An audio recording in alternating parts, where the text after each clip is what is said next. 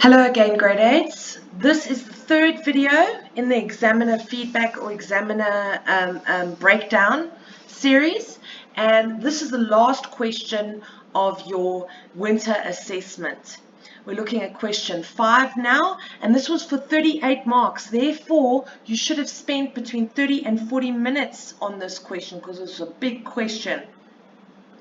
It had to do with reactivity, the reactivity series, and it had to do with a lot of density was involved in it, as well as we included some graphing.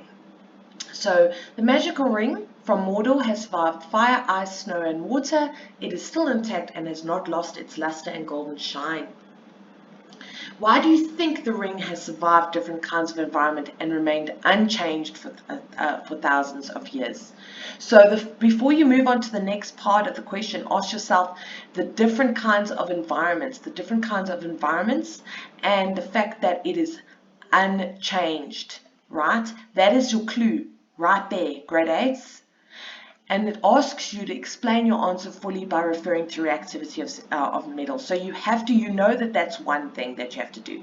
Refer to reactivity of metals. So the first thing you're going to say is that it's gold. And gold is a transition metal, and therefore gold is not reactive. Then you're going to say that you're going to refer to reactivity series and say the reactivity series groups metals based on how reactive they are to environmental factors. So if I look at my memo, I will see that I've broken it down here and I've said that it's a transition metal, and the reactivity series refer to how reactive metals of the periodic table are, and the third mark was to say that it's not very reactive to environmental influence. Guys, it was very rare if anyone got 3 out of 3 here. You guys struggled here. Majority of people got 1 out of 3. You need to learn to explain yourself. Okay, you need to learn to explain yourself. Question 5.2. If the ring was made of iron, how would the color and the luster of the ring change? You guys needed to say that the fact that you're going to say that iron is more reactive, so therefore there's going to be iron oxide, so the color is going to change and the ring is going to lose its shine. I broke it down on the memo and I said 1 mark for iron oxide or rust and another mark for saying that the color would change. All right, 2 marks, 2 easy marks there, straight from the book. We did the whole iron nail thing in your booklet. Question 5.3. Legolas and Mary decide to experiment with magnesium and nitric. There we go, there's your chemical formula. Acid. Remember, all acids have hydrogen in it. They use the downward displacement of water to collect the gas from this reaction of this metal and this acid.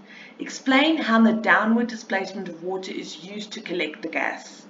So for 2 marks, I wanted you to say that for 2 things, I wanted you to say the gas rises to the top and the water moves downwards.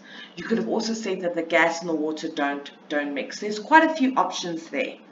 Majority of you got this question right, because I remember I stressed it in the lessons. I said to you guys, that little section before the diagram, it says there that the gases have to be insoluble and they have to be lighter in density, which refers to the next question. Because 3.1 is more about the process, or actually what happens. 3.2 is about what is required for that to happen. So 5.3.2 lists 1 characteristics of the gases and it has to be crucial to work. I wanted you to say either lighter in density or insoluble in water. Not both, only 1. Question 5.3.3, you've got to name the gas produced. So here it's hydrogen. How do I know that it's hydrogen? By looking at my chemical formula. You know that nitric acid and magnesium are going to react together. Therefore, I'm going to get magnesium nitrate and hydrogen based on your general word equations. Write a 3-step method explaining how you would test and identify the gas collected. all of you, I'm saying all of you, and I'm using that word very tentatively, but majority of you got this, you wrote this method out nicely, which tells me that you studied your flame tests. You needed to say that the splint is lit, then you need to say it's brought near the opening of the gas sample, and the last thing is that if there's a squeaky pop, then it is definitely hydrogen. Question 5.3.5, you needed to explain why calcium is more reactive than magnesium by referring to the reactivity series. This is in your book. Your reactivity series is in the book, and I explained this when you went through the work. It's got to do with how reactivity increases down a group on the periodic table. So calcium is in group in period 4, and magnesium is in period 3. Okay. So technically speaking, calcium is going to be more reactive than magnesium because it is below magnesium, and reactivity increases down the group. Guys, you struggled with this. You really did, but I was lenient in my marking. I was very lenient in my marking. Question 5.4.1. Okay, so here is where things went a little bit cray-cray, and I don't know why, but I gave you this information. Yeah, I showed you the relationship of volume and mass of elemental gold. So I gave you a table of information. One variable is volume, the other variable is mass, and the recordings of those variables are listed below. I know it's examination paper and it's not graph paper, so we were very lenient in the actual increments of your scale when you were drawing your graph, but I still believe that you could have drawn a proper graph on examination paper. What is quite interesting is that I actually gave you the heading in my question, so that's 1 mark already gone. I gave you the heading by saying mass versus volume, and I taught you guys that it's always dependent versus independent within when you are drawing a line graph. So based on that, you could have drawn quite a nice graph here. What I wanted was something like this. You got a mark for the heading, so it needed to show dependent versus independent. You got a mark then for the scale. For example, does the scale correlate with the information in the data? Then I gave you a mark for labels. Did you say mass and volume? I gave you a mark for units. Did you say grams and centimeter cubed? And then for 2 marks, you got the 2 points, which was for 125 and 145. Did you plot it correctly? Did you use 75% of your graph? Because remember, I told you have to use 75% of your graph. And then the line of best fit. Some people are very confused here. A lot of people did dot to dot, and I made it very clear in class, guys, no dot to dot. Line of best fit for a directly proportional relationship goes through the origin. This is not directly proportional, so it didn't have to go through the origin. All I wanted was a trend line that went through at least 2 points on your graph. 2 points that were plotted, please. So that was 8 marks, and if you swapped your axes for whatever reason, you got 5 marks at least. So out of everything, you got 5 marks if you got everything else correct. Once you've drawn your graph, you had to answer the questions right regarding that. You had to say, what is the independent variable? So the independent variable here is definitely going to be the variable that's on the y-axis. What's on the y-axis? What's on the y-axis? Volume, guys, volume.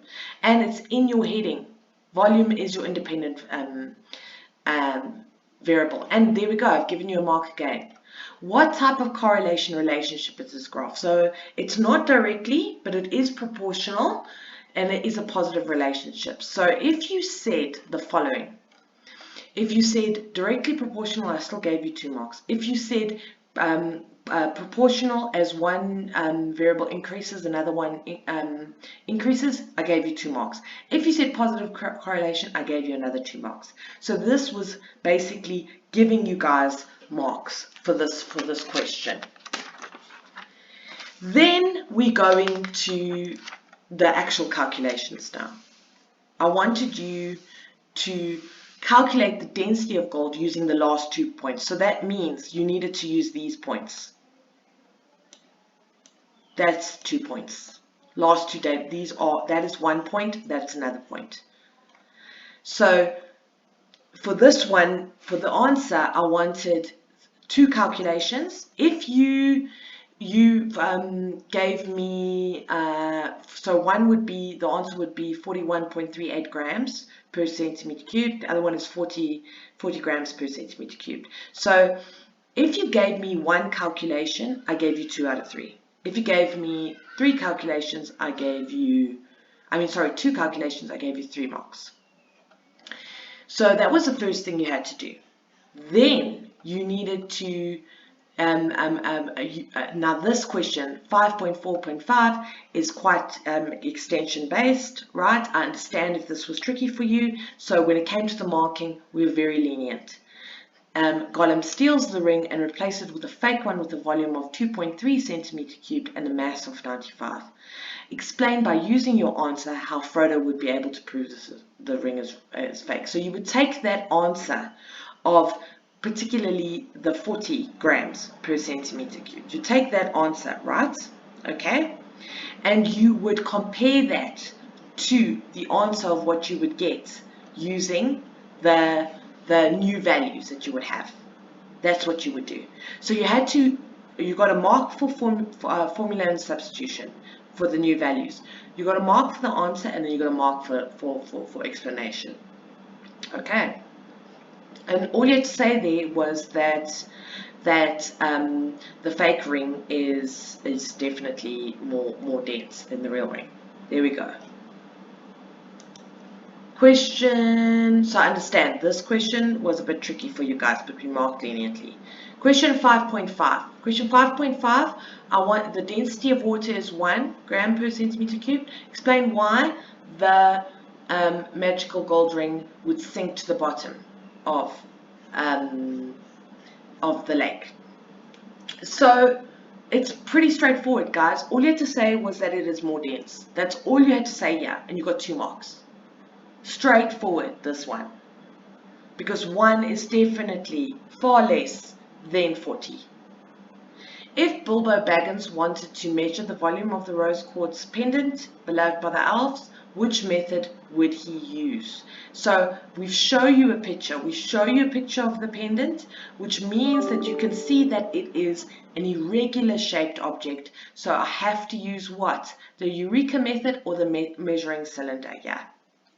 So what I wanted here is that you would say 1 mark for apparatus, a 2nd mark for how the method was going to work, and a 3rd mark for showing that there is a change of volume. They're showing that there's a change of volume. The last question of the exam.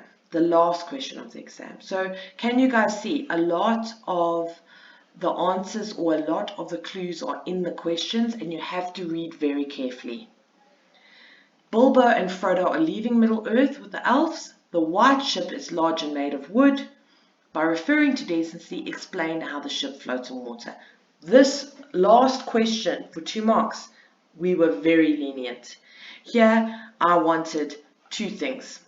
I wanted you to say that it's got a lot of air in it. A lot of air in the space, okay? Because it's got a large volume. And then I also wanted you to say that the ship displaces as much water as it weighs. And this is directly from the book. This question is theoretical. It's from the book. But we're just using the Lord of the Rings ship as an example for something theoretical. Okay, grade 8. That is the end of your July winter assessment, okay? That is the end of the breakdown. Please, if you have any questions, please approach myself or Mr. Ginsberg, and we will help you to prepare for the November exam at the end of the year.